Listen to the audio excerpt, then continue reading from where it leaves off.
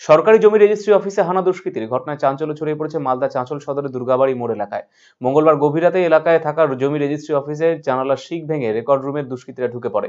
ভেতরে নানা জরুরি কাগজপত্র দস্তাবেজ তছনছ করে দুষ্কৃতীরা। এই ঘটনা জানাজানি হতেই শোরগোল পড়ে গেছে গোটা এলাকায়। সেখানে থাকা মূল্যবান নথিপত্র চুরি হওয়ার আশঙ্কা করছেন কর্মীরা।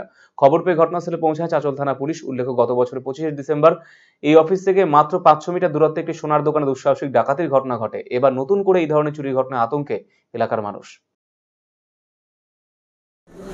আমরা তো বেশি কিছু জানি না। আমরা অফিস আসার পরে দেখলাম যে এই সবগুলো পিছন দিক দিয়ে ঢুকলো, এবং ঢোকার পরে স্যারেরা দেখলো, অফিসের স্টাফ দেখলো যে এই কাজগুলো, কাগজপত্রগুলো ছিটিয়ে বিটিয়ে পড়ে আছে। আরও যেন সিসিটিভি ফুটেজ দেখা গেলো যে কে একজন ঢুকেছে, এরকম একটা দেখা শুনতে পেলাম আমরা।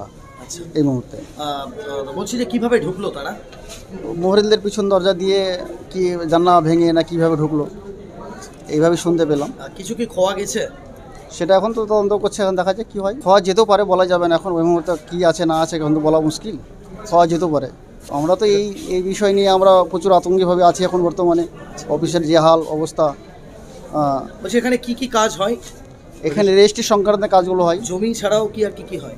না, জমির কাজ হয়। জমি ছাড়া রেজিস্ট্রি ছাড়া আর অন্য কোনো কাজ হয় না। শুধু জমি? জমি জায়গায় রেজিস্ট্রি ফিস্ট্রি হয়। পুলিশ এসছে? হ্যাঁ, এসছে।